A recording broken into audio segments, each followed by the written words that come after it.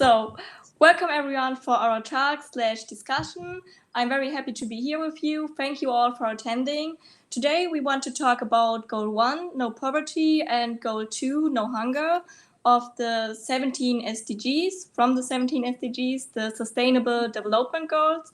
But first of all, I think everyone should introduce themselves. Gil, would you like to start? Yeah, gladly. My name is Gil Miller. I'm a docent in the University of Bielefeld in the Rechtswissenschaft department. I teach British and American law. I'm an American. I came here about 20 years ago. Before I was a Staatsanwalt, a prosecutor in the state of New Jersey. I still work as a lawyer in the state of New Jersey as a public defender. I have clients there, but I'm a full-time employee of the Bielefeld University, and as I pointed out, I'm a docent in British and American law. Yes, I'm Ala Usada. I'm 21 years old, and we are the team from ELSA Bielefeld. I'm personally the manager for finances, and I'm really happy to be here to attend here today. My name is Vanessa Nolan. I'm 29 years old, and I study law at the University of Bielefeld. Yeah, I'm Tanja Winterstein. I study as well at the University of Bielefeld. I'm in the 5th semester. My name is Daniela Hora, and I also study in Bielefeld. Our topic today is how does hunger contribute into the vicious circle of poverty, what we can do against this, and what role do we play. Our discussion is based on the example of cotton and palm oil. Maybe we should outline at first why we chose both goals and how they are related to each other. Gil, would you mind telling us something about it? Hunger and poverty are problems that affect us as well as the developing countries. It affects us morally and affects us practically in terms of economically and politically. Hunger and poverty go together, as do disease, lack of education, social instability in the developing countries, lack of democracy in those developing countries. It all ties together. Essentially, you may want to kind of examine how we are. We are a pluralistic country, a society, basically. We have a democratic process. We have workers working for a sustainable wage, workers who have access to an educational system, medical care, who aren't in hunger. And how did it get that way? Well, it got that way through struggle. Employers didn't just give that to people. Workers had to fight for it. And how did they fight for it? Well, they unionized. They unionized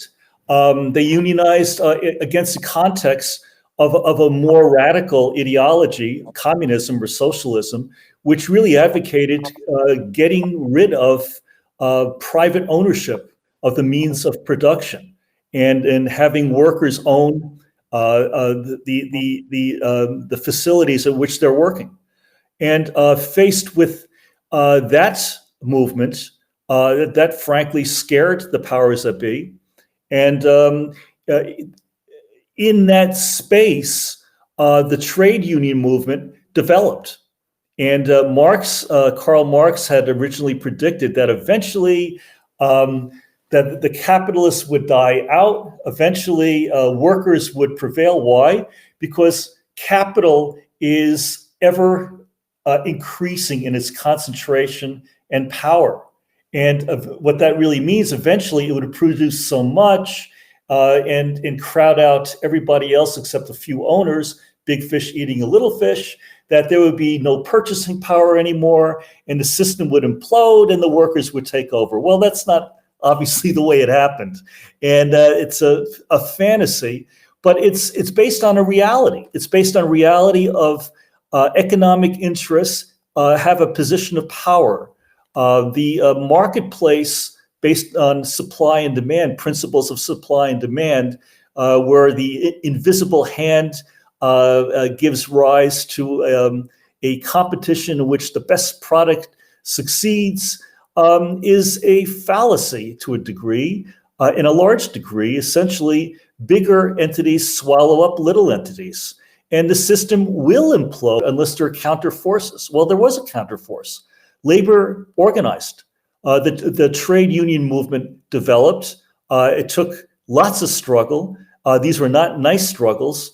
The owners of companies took the position, hey, this is my money and my buildings, my capital, and who are you to try to get more money? They themselves had an ideology. The idea of workers banding together, socialism was not capitalistic, was not free market, was inefficient. It would lead to a wholesale collapse of an economy. Well, it didn't work that way. Essentially, by getting more and more purchasing power, workers were able to lift themselves into a position where they gave rise to democratic movements to broaden the political system. And eventually, you had a representative system, which we have, and you have a distribution of wealth. And the only question really is it fair? Is it efficient? Do there need to be adjustments? Yes, I would argue, substantial. But it came about through workers empowering themselves, and worker empowerment there was no one to help it along. It had to come from workers themselves. I'm not sure nowadays that would be possible. The power of media, of the armed forces are such that I would suspect that any large-scale effort like that might be crushed. And that's what's happening in the third world. Third world is my term for the developing world because I'm older. And then when I was in college, that was a term that was used for developing nations. And the situation there is dire. Essentially, you do not have a pluralistic democratic system by and large. You do on the surface. Very few obvious dictatorships. But you still have a system in which the elites, the business elites, work hand in hand with the governmental elites to keep their dominant position and to keep workers poor. And workers are, when I talk about workers, I'm not only talking about industrial workers, I'm talking about agricultural workers. And today we're going to be focusing on the agricultural sector. But the agricultural sector produces products which figure very heavily in industry, which we in Europe rely on. We take great advantage of for instance, palm oil, as you'll be hearing, for cosmetics. Cheap palm oil into cosmetics, it's big business. Cheap cotton into cheap manufacturing facilities gives rise to cheap T-shirts. And once again, great business. Well, the people in the developing countries have a system of production which exploits workers, and it keeps it going. That system is underskirted by an ideology of superiority. The idea that we own this property, these people are worthless, they're poor. We go to schools, we are Western. In our orientation, we go to the best prep schools. We can even go to Harvard or Princeton or Yale. Not anymore, maybe with COVID and with Donald Trump. But there's a huge divide between the people who produce in those countries and the people who own. And the problem, what that leads to, is workers living in horrible, impoverished situations, where they are routinely exploited, where they die young. They do not get to realize their potential. They do not get to live dignified lives. They are exploited sexually. They're exploited physically, all for the benefit of the people who oversee them. We no longer have slavery, but to a certain extent, you might say that they're wage slaves, and they make pitiful amounts of money, and that creates hunger. It creates poverty. It creates a situation where children must work to help their parents, which means children don't go to school, which means that in working under those conditions, children get sick. It creates to a situation where you have a whole large class of people who never have the chance of rising up in that society. And as the richer get richer, they get poorer. The power accumulates in those countries. The businesses that are run by the elites of those countries get richer, and there are less and less opportunities for people to live lives in a way that we do, in lives that we think are that have the basic aspects of dignity that we think are are human rights. We have the sense in our society that education, the right to access to education, it's a right. To healthcare, it's a right. To a living wage, it's a right. To not be hungry, it's a right. It's not a right that we would say that it's codified, particularly in our constitutions, in our statutes, but it's a right, a moral right that we all recognize. If people went hungry in Germany, if you had a questionnaire and a poll, everyone would say that's deplorable. People have a right to live without hunger pangs, unless there's a real catastrophe in society, such as a war or a depression where there are no jobs. People living in a situation where they're hungry is simply not tolerable. People living in a situation, well, we have the Me Too movement. There's sexual exploitation going on in our society as well. But these people have no ability to fight it off. These people don't have recourse to a legal system to prosecute people. You'll be hearing examples of rape in the palm oil business, women not being able to protect themselves. We would be appalled. And people in these countries live in that situation. So this should really offend us. It's a moral problem. And but on top of that, it affects us practically as well. Why? Well, wage scales are very low there. We have for the last since the fall of what's known as the Wende in Germany, when communism ended and the Soviet Union collapsed. Since that time, we've been actively pursuing a process of globalization, neoliberalism, in which the prevailing idea is that business capital should not be limited. The free market should prevail. There should be limited to no regular or very limited regulations on the activity of the marketplace. And in that situation, big business will succeed. The wealth will trickle down to poor people. They will have the opportunity to form their businesses in their developing countries, and they too can grow rich, because it's a fundamental tenet to these people's beliefs that if business is not restricted, it will prevail, it will enrich, and people all over the place will be better off, and we will be a richer world. Well, it doesn't work that way. What happens is that with this idea, this prevailing idea, lack of control, lack of regulations also happens to apply to us. They're consistent. Not only should there be no regulations and control in the developing nations, there also shouldn't be here.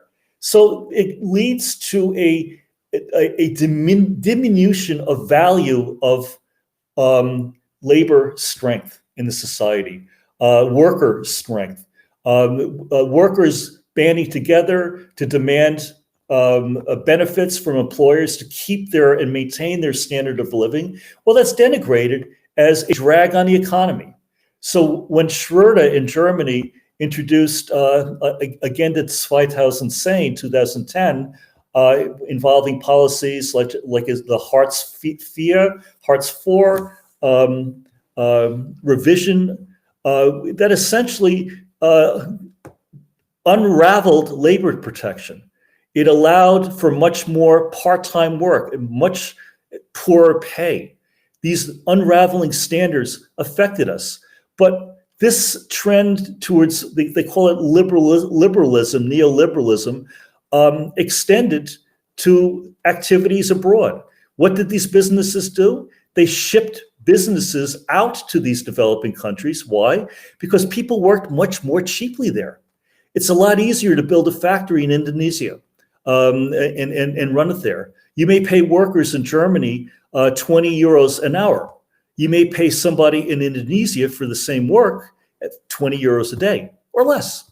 And so that led to, not only in Europe, but also in the United States, Canada, the industrial world, wholesale dismantling of an industrial society. It still exists here. We still have industrialization, obviously, but a lot of jobs left. And when those jobs left, people were forced to take poorer jobs. Instead of working 20 euros an hour at a union job, you might work as a part-time worker somewhere. There were always jobs at Amazon. There were always jobs in McDonald's.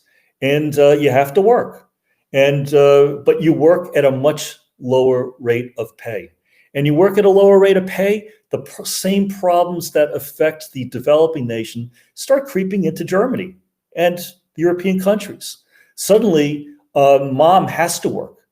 And suddenly, there are, with less of an emphasis on government services, there are less daycare centers. So where do the kids get educated? It creates a dilemma for working mothers. What do? They will have to take a succession of part-time work spread around to accommodate the care of their children. So the standard of living here has decreased to a degree since jobs were exported to the developing nations. So that's one problem. Another problem. Because these elites in the developing nations don't have any resistance, particularly to anything they want to do with their businesses, environmental destruction accelerates. We all have heard about Bolsonaro in Brazil, how the rainforest essentially is being cut, hardwoods are being cut down and sold, wholesale forest areas are being cleared away, no control. And with no control, you have increasing environmental destruction. In Africa, with increasing environmental destruction, you have the Sahara encroaching into areas that used to be arable, no longer arable. Crops can't be grown.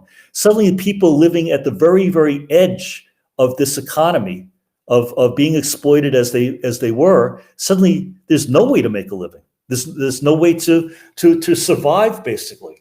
At least not for the whole extended family. So what do you have to do? You have to somehow get yourself into Europe. You become what people in Europe are horrified about, refugee. You essentially try to get into Europe as best as you can, knowing full well you may die. Floods of refugees economic refugees have been coming here for the last 15, 20 years. It's increasing because of this process. It's increasing because they have little or no work opportunities in their countries. You have increasing environmental destruction. The only way to survive is if your older brother maybe makes it to Germany, makes it to France, and then sends money back. That money is desperately needed for these people to survive. And what do we have here? We have a political problem. We have the rise of right-wing populism, which does not understand that, which feels threatened because these people take jobs which they think they should get. Don't forget, part of the problem of neoliberalism is that there's pressure in industrial workers. It's harder to get a job. And suddenly someone comes in and you think, And you may have a non-skilled job, because the jobs that have been exported are non-skilled jobs.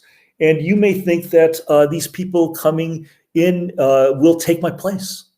And it caters to all kind of racist fantasies. It creates great social instability. And it creates cost. It's a tremendous expense to take people, first of all, house them, educate them in facilities. They need to be educated and housed because they are here. They will stay here.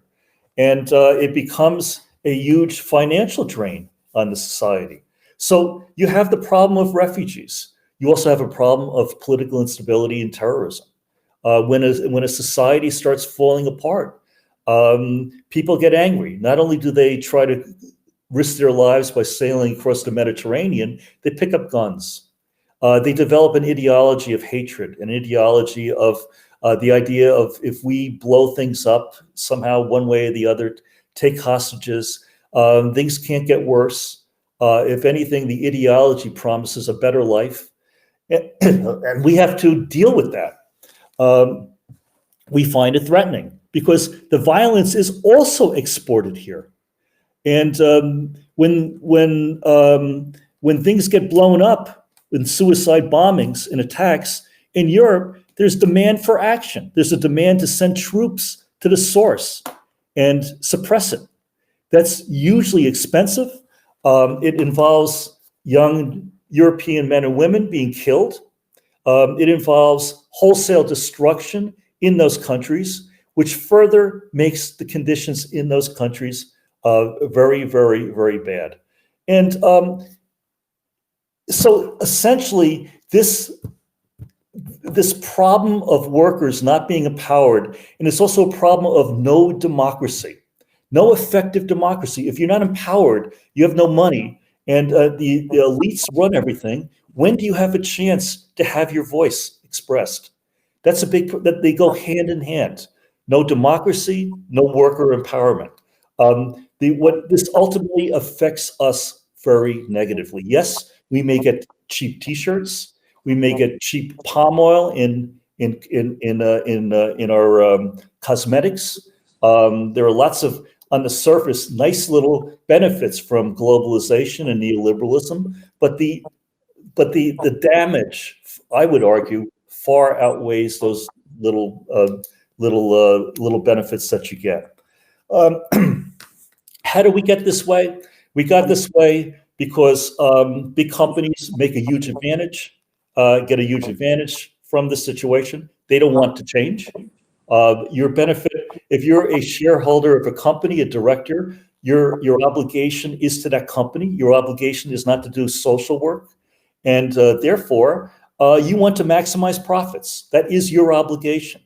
So therefore, you actively send your businesses over there. You collude with the elites that are running those countries.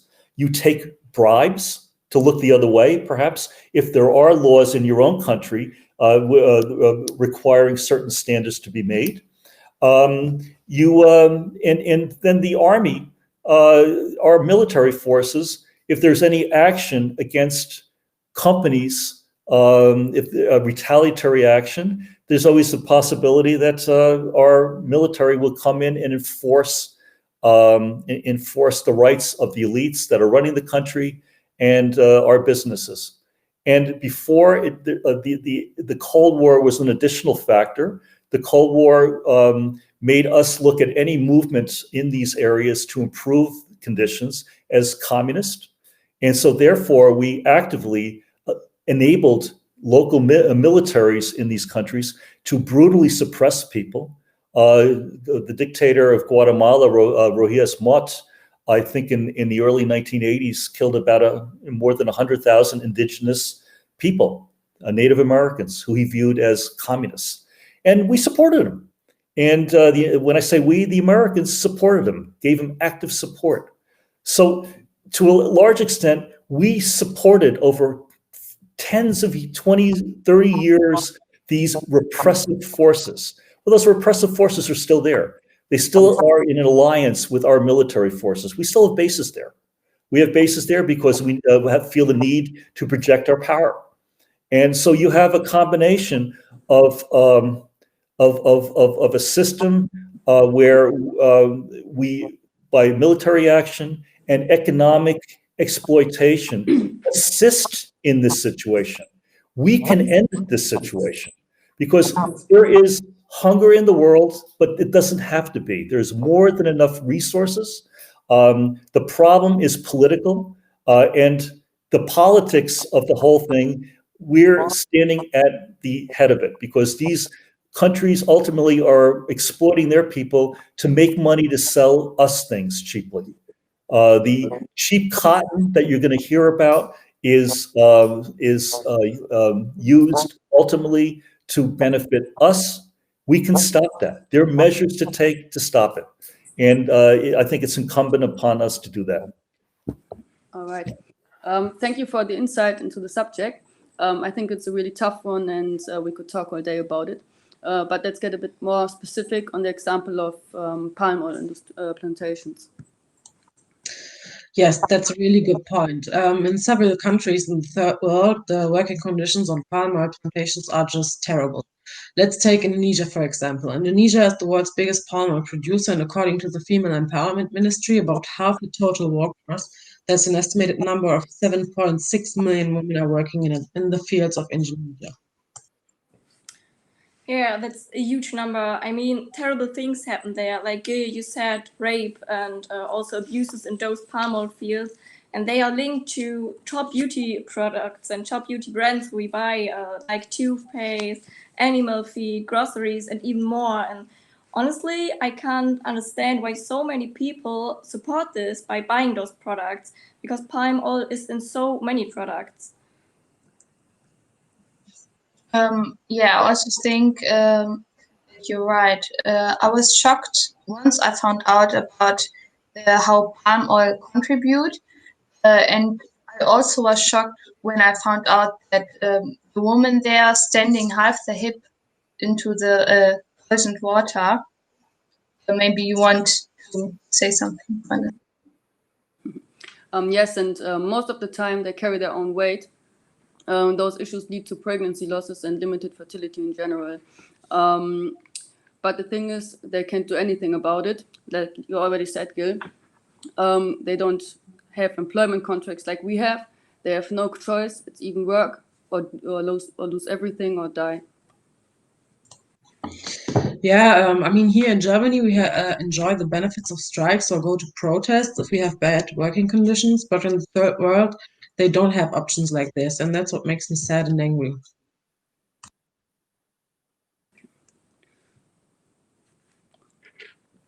Yeah, Well, if you want me to, I guess to add something to that, and I think you've said a lot.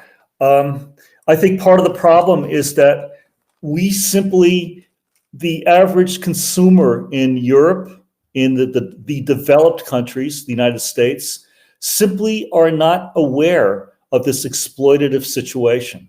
They're not aware how they play a role in furthering it. They're the direct beneficiaries of this system, and they prop it up, and they're responsible. And I think if there was greater awareness, people would place pressure on the situation to change. There are international standards, but they're simply not enforced. And there are the International Labor Organization, sorry. It's a United Nations organization of longstanding, almost routinely, every year, just modifies but pays attention to labor situations, modifies standards as conditions change. And the problem is implementing these standards. It's important, I think, for people not only to realize the direct consequences of their purchasing of these items, that you're propping up the system. Also, there are labor standards that are not imposed, not enforced, and perhaps not enough pressure is placed on these international organizations to increase the standards. So it's a matter of awareness, and then a matter of awareness of the problem, but also awareness of measures that can be taken, such as boycotting, such as placing pressure on governments to implement standards recommended by the United Nations, not recommended by some radical group. There's also, we have the Organization for Economic Cooperation and Development, OECD. They have a committee, the TUAC Committee, Trade Union Advisory Committee. They also advocate standards, really more for labor unions, in industrial unions as opposed to agricultural workers, but they have standards. And there should be an effort that these standards are enforced, and they're not.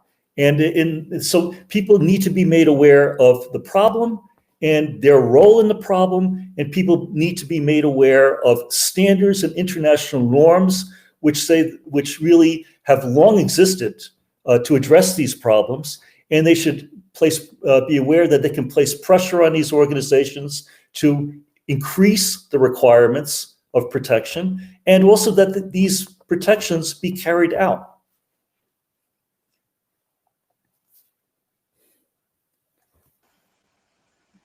Yes, back to our first question of the topic.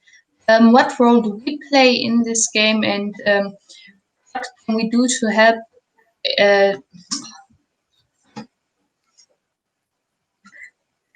Können wir das rausschneiden? Daniela, keep on going. You're doing really well. Yes, what role we play in this game, and what we can do to help. I think, first of all, it is very important to apply pressure on the big companies who don't want to share where they get their palm oil from. Mm-hmm. Good. Yes, we should place pressure on them. I agree. Yeah. Exactly, and it's also necessary that they care and look out for their workers there. People who work and live on these palm oil plantations are desperately in need of better living conditions. Yeah, you're absolutely right. At least we as end consumers should take care to avoid products that contain palm oil, so we can personally make a small contribution. And what we all can do is to draw attention on social media. I mean, we're on social media like every day, and I think everyone from us can share posts about it, or even in our everyday life. We can talk with our friends or our families. Yeah. The thing is, we often support the palm industry with their bad conditions by buying things we don't even know about the ingredients. It's important to take time during shopping and look at the list. It's just an easy step. I know some alternatives are more expensive than the others, but compared to life, I think one can deal with it and spend a bit more money.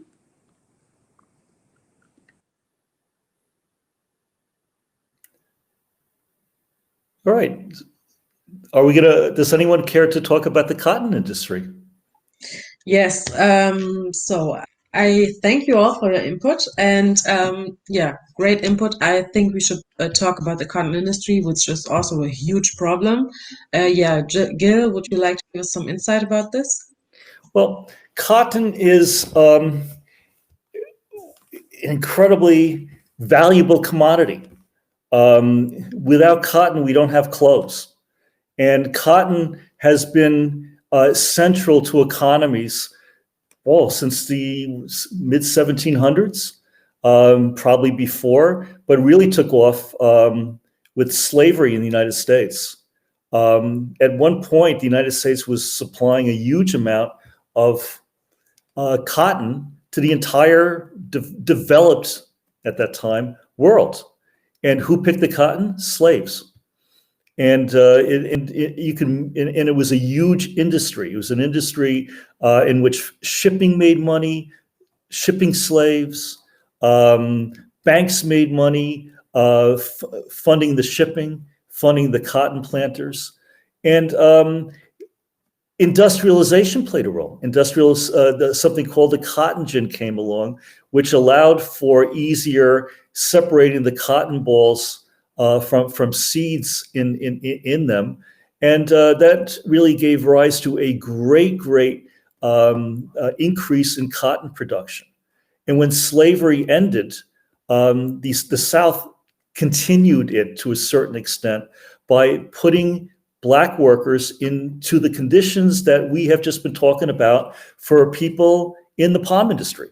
They worked for the company store that's still in existence in cotton industry, in picking cotton, in palm oil. People work for the boss man who owns the plantation, whatever that plantation is. People have to borrow money to survive at huge interest rates. People then are forced to pay that money. In the South, a long time after of the United States, a long time after slavery, if you try running away from the land, well, you're breaking your contract. The sheriff will come after you and whip you and drag you back to make sure you finish your contract. Sounds like slavery to me. And those kind of conditions eventually left the United States. It took a long time. It took the civil rights movement, but cotton development has spread elsewhere. It's spread over the entire world. It's in the United States, it's now all mechanized. But these machines cost lots of money. In India, which is China also, these areas produce huge amounts of cotton. But you would think that that is wonderful because it reduces the price of cotton. Well, it's not so wonderful because those aren't the only countries producing cotton. West Africa, I think 20 million people make their living growing cotton in countries like Mali. They're living in horrible conditions, and they are picking cotton in the same conditions that American Black slaves and then people, American Blacks who were released from slavery, but later forced into a situation where they had to work. They had no choice. They work, picking cotton is a terrible occupation. It's backbreaking if you're going to do it manually. It's really only produced in warm climates. So under the hot sun, you walk around bent over with essentially a bag all day long, picking these cotton balls off the plant. It's very, your hands get cut. The plant is very rough, and your back breaks. It's figuratively, not literally, but it's backbreaking work. You're exhausted. Kids are used with the parents because there's a quota. The boss man says you got to pick this amount of cotton this day, or else you're in trouble. What does trouble mean? Well, somebody may come along and beat you up. You may be kicked out. Always somebody happy who doesn't even have a job will take your place. Then what do? You have no recourse but to work and then drag your kids involved. There's pesticides. People get poisoned. In any normal civilized country, use of these pesticides would be controlled, but they're not controlled. So these kids are poisoned. Their parents are poisoned. They live less of a lifespan than a normal person should live. They live in, as like we mentioned in the beginning, in this cycle, this vicious circle of poverty, hunger, disease, no education, which perpetuates itself. And you're talking about millions of workers. It's not only West Africa, Uzbekistan. Uzbekistan has a huge problem of people being paid terrible wages to work extremely long, excruciating hours in this backbreaking work of picking cotton, and then pesticides are used and they're getting poisoned. So it's really a problem that's spread out through the world in different developing areas. And the cotton, it's not just the agricultural workers. Once the cotton's picked, a lot of it is shipped to countries which are a little higher up in the developing stage, where factory workers work 16 hours a day. They're locked into their buildings. They can't escape. There was a terrible fire. I think it may have been Pakistan about 10 years ago. 200, 300 people were killed because the owner locked the windows so people couldn't get out. People worked the whole day, 16 hours a day. It's the way people worked in our society maybe in 1890. And so so it's not only the agricultural workers who are terribly well off, it's also the industrial workers. And this is one industry which sorely needs pressure on us to make sure the standards, international standards, are enforced. There should be, I would think, punitive action to companies which knowingly exploit these situations. I mean, companies that have offices in Germany, German law should essentially impose sanctions on them by fining them, by ensuring that they only work with countries where standards are observed. There should be boycotts of products coming out of those countries. All those require laws. We are lawyers and we are jurists, and what can we do? We can, first of all, we're people. We also cannot buy T-shirts that are produced from this type of material. We should find out the sources of the cotton. We should find out the conditions in which the factories operate, and if they come from substandard countries, those products should be banned. Or if somehow that's circumvented, there should be criminal penalties or very heavy civil fines attached to that. And we need to advocate our lawmakers to address the problem instead of helping the companies exploit the problem. Okay, anyone else want to talk about that? Thank you for the great overview, Gil. What role do we play in this matter? The fact is, we are all roughly familiar with the topic, and yet we close our eyes in front of it. Everything we decide to buy, every time we decide to buy cheap clothes, we decide to support humans, the modern slavery, and thus the suffering of farmers and workers. We give the corporations the space to spread their lies about the necessity of pesticides and want to believe in them in order to feel less guilty. Yeah, it is really no secret what the situation in the developing countries is like, but it's convenient just to look the other way.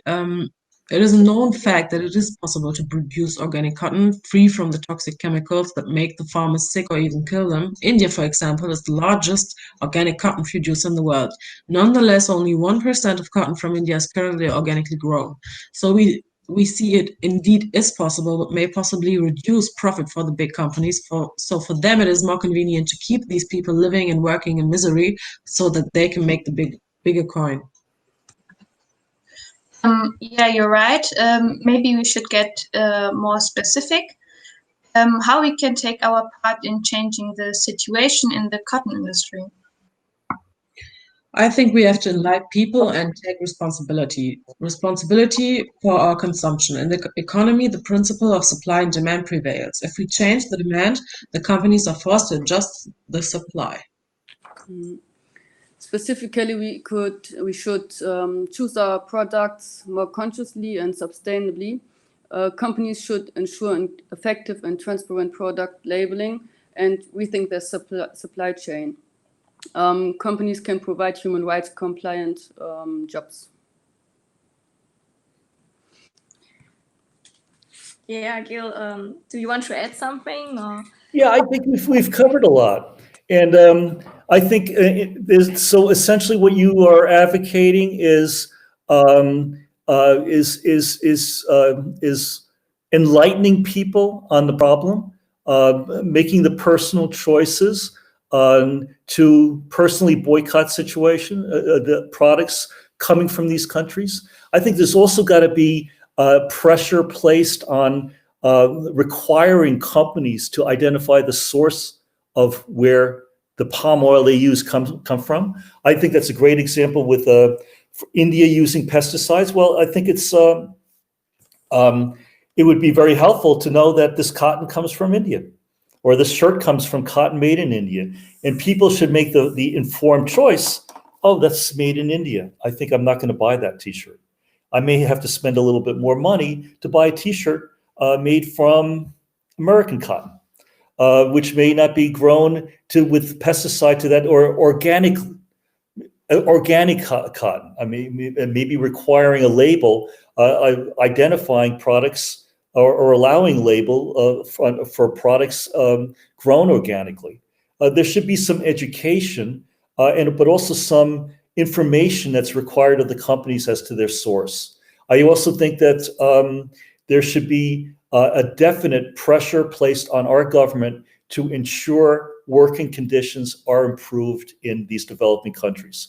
If there's these international standards must be enforced. Right now, there's no punitive social clause in dealing with violation of International Labor Organization standards. I think there should be punitive measures applied to companies that violate the standards. But we also, our government itself, should place pressure on the political establishments of those countries that work hand in hand with the economic elites who exploit the situation. To the extent that if they do not comply, sanctions could be imposed on those governments. And the sanctions can be very far-reaching. We impose sanctions. We just talked about Belarus. We impose sanctions on the leadership of Belarus. Well, I think the same argument could be made to impose sanctions on the leadership of a country that knowingly defies our insistence that they comply with UN standards, labor standards.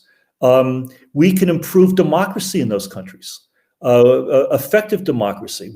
There can be programs targeted at those countries to ensure that a pluralistic society develops, such a society that we have, where poor people, workers really have a political voice in the running of that country. And these are all measures that we could actively take. Of course, big companies here wouldn't like it. They would reduce profits. They would fight against it. And we should counter their efforts. And we should put pressure on our legislators to enact legislation to improve the situation that we've been talking about. Yes, thank you. You're absolutely right. I also would like to add something. We should all bear in mind that there are no cheap clothes. Somewhere in the world, someone always pays the real price for it. In this case, the workers on the plantations. It should be natural that human rights should apply to all people everywhere and should not end with the borders of our country. Yeah, I think that's a quite good conclusion. We could talk about it all day, but sadly we don't have enough time here. Yeah, I would like to thank all of you for your commitment to make the world a bit better.